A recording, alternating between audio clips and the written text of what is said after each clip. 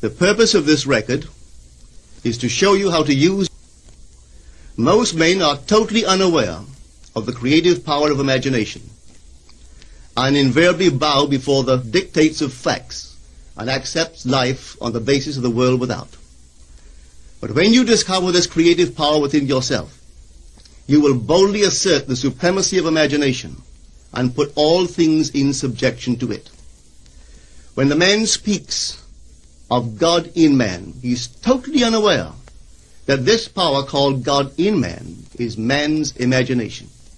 This is the creative power in man. There is nothing under heaven that is not plastic as potter's clay to the touch of the shaping spirit of imagination.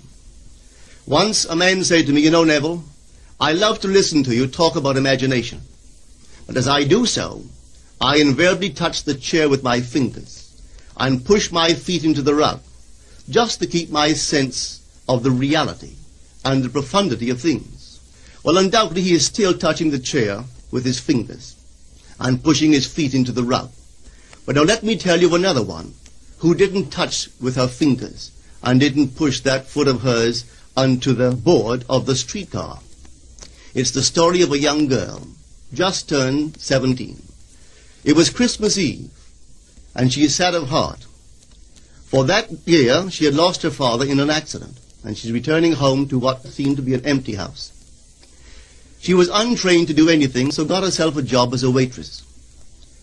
This night is quite late, Christmas Eve. It's raining. The car is full of laughing boys and girls home for their Christmas vacation. And she couldn't conceal the tears. Luckily for her, as I said, it was raining. So she stuck her face into the heavens to mingle her tears with rain. And then, holding the rail of the streetcar, this is what she did. She said, "This is not rain, but this is spray from the ocean. And this is not the salt of tears that I taste, but this is the salt of the sea in the wind. And this is not San Diego. This is a ship, and I'm coming into the Bay of Samoa." And there she felt the reality of all that she had imagined. Then came the end of the journey, and all are out. 10 days later, this girl received a letter from a firm in Chicago saying that her aunt, several years before, when she sailed for Europe, deposited with them $3,000 with instructions that if she did not return to America, this money should be paid to her niece. They had just received information of the aunt's death and were now acting upon her instructions. 1 month later, this girl sailed for Samoa.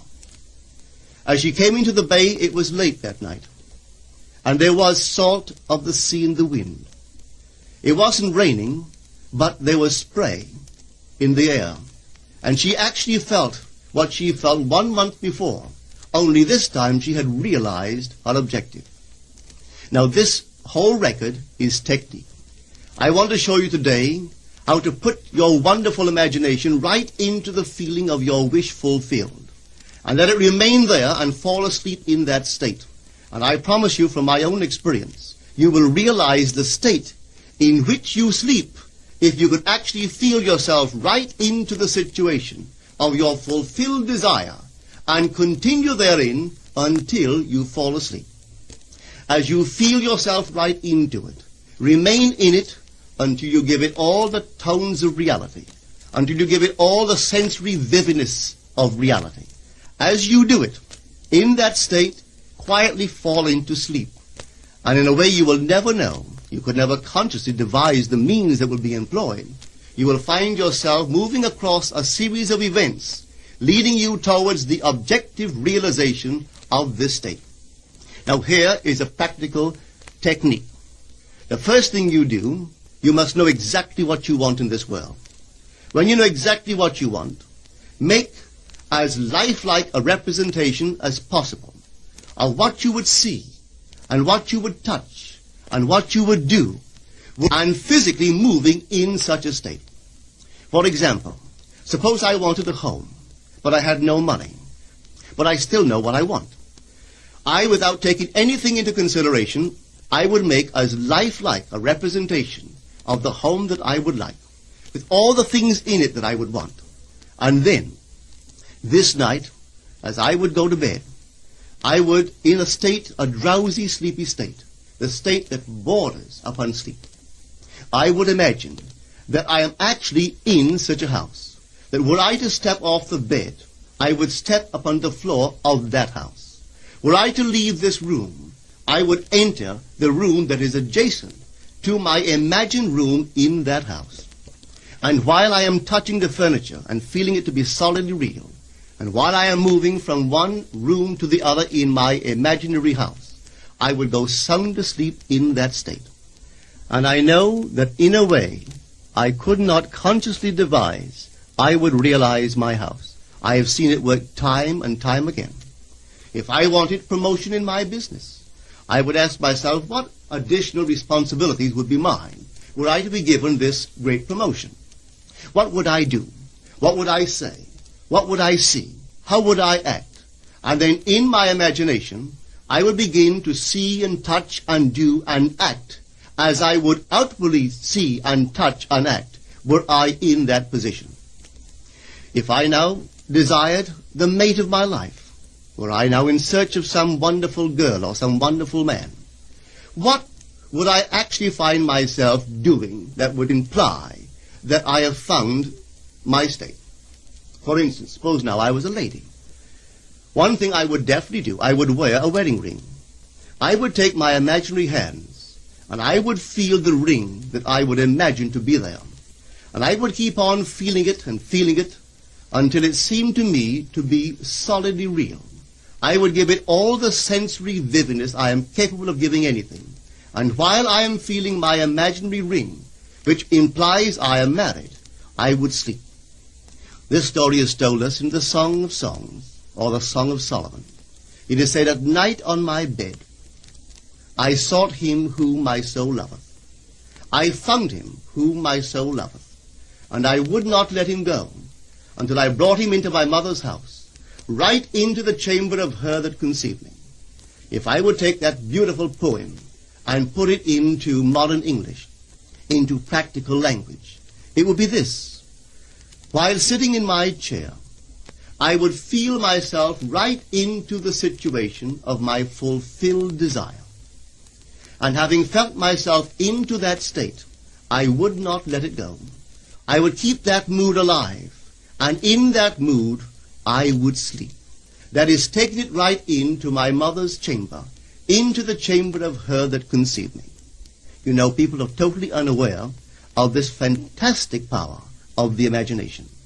But when man begins to discover this power within him, he never plays the part that he formerly played. He doesn't turn back and become just the reflective life. From here on in, he is the affecter of life. The secret of it is to center your imagination in the feeling of the wish fulfilled and remain therein. For in our capacity to live in the feeling of the wish fulfilled lies our capacity to live the more abundant life. Most of us are afraid to imagine ourselves as important and noble individuals, secure in our contribution to the world, just because at the very moment that we start our assumption, reason and our senses deny the truth of our assumption. We seem to be in the grip of an unconscious urge which makes us cling desperately to the world of familiar things and resist all that threatens to tear us away from our familiar and seemingly safe moorings. But I appeal to you to try it. If you try it, you will discover this great wisdom of the ancients, for they told it to us in their own strange, wonderful, symbolical form. But unfortunately, you and I misinterpreted their stories and took it for history when they intended it as instruction to simply achieve our every objective. You see, imagination puts us inwardly in touch with a world of states. These states are existent. They are present now. But they are mere possibilities while we think of them. But they become overpoweringly real when we think from them and dwell in them. You know, there's a wide difference between thinking of what you want in this world and thinking from what you want. Let me tell you, when I first heard of this strange and wonderful power of the imagination, it was in 1933 in New York City.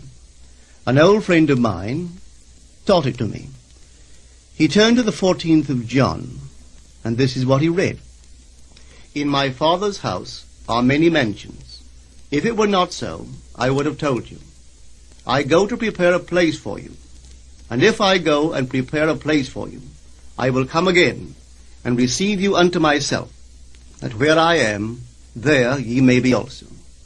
He explained to me that this central character of the Gospels was human imagination. That mansion was not a place in some heavenly house, but simply my desire.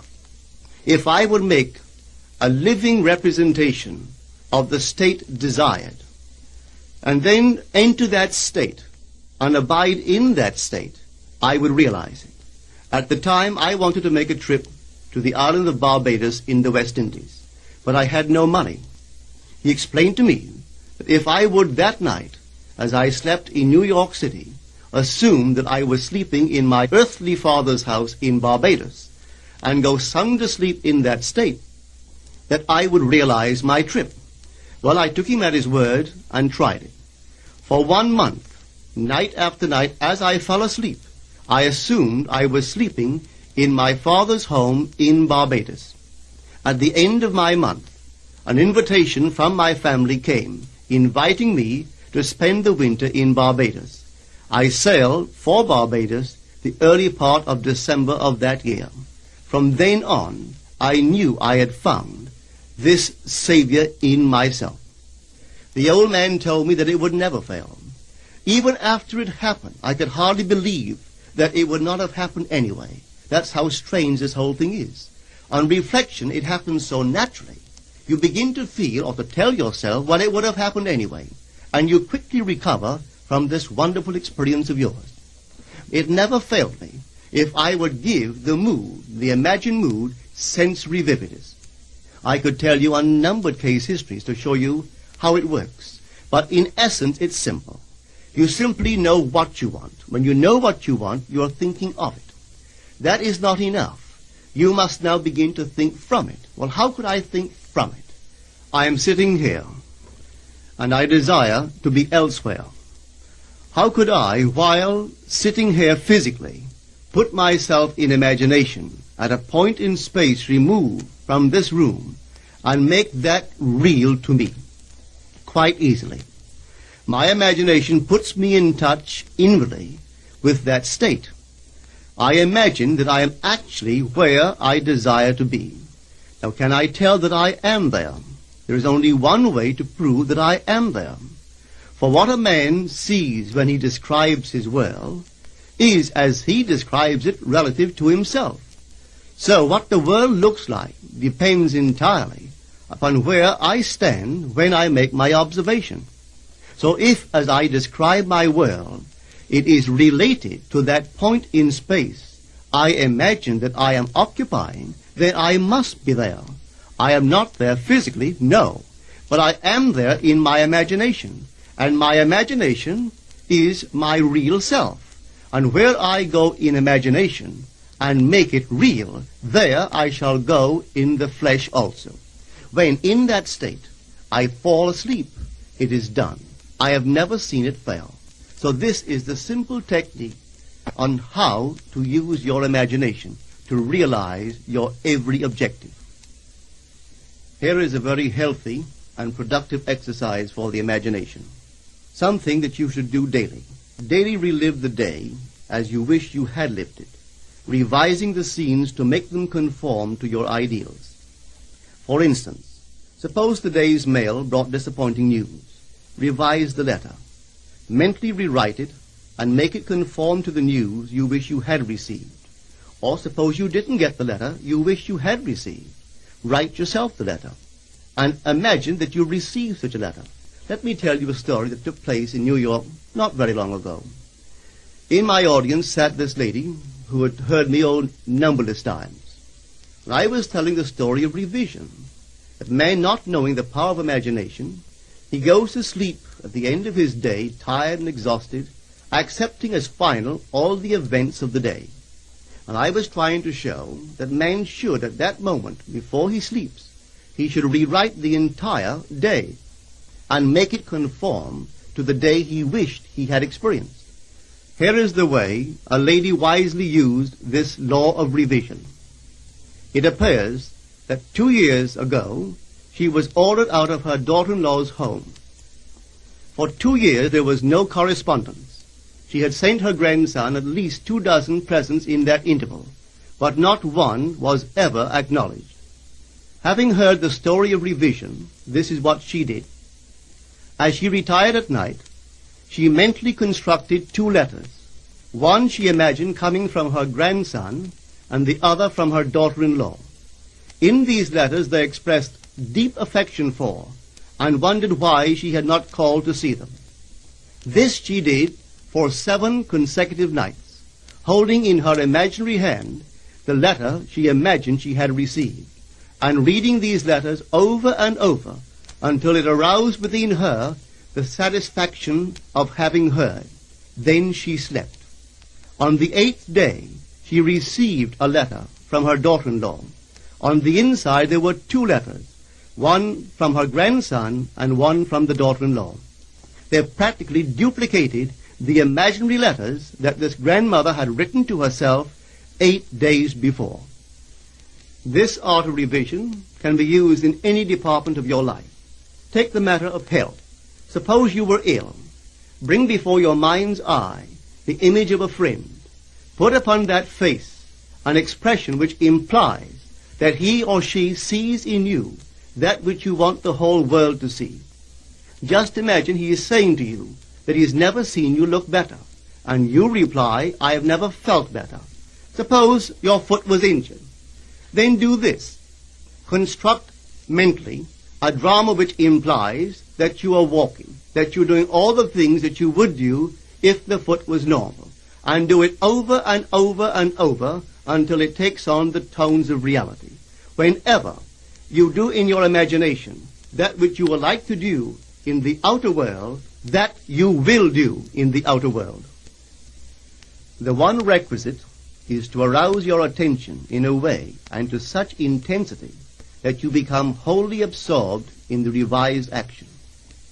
You will experience an expansion and refinement of the senses by this imaginative exercise, and eventually achieve vision in the inner world. The abundant life promised us is ours to enjoy now, but not until we have the sense of the Creator as our imagination can we experience it. Persistent imagination, centered in the feeling of the wish fulfilled, is the secret of all successful operations. This alone is the means of fulfilling the intention. Every stage of man's progress is made by the conscious, voluntary exercise of the imagination. Then you will understand why all poets have stressed the importance of controlled, vivid imagination. Listen to this one by the great William Blake. In your own bosom you bear your heaven and earth, and all you behold, though it appears without, it is within, in your imagination, of which this world of mortality is but a shadow. Try it, and you too will prove that your imagination is the Creator.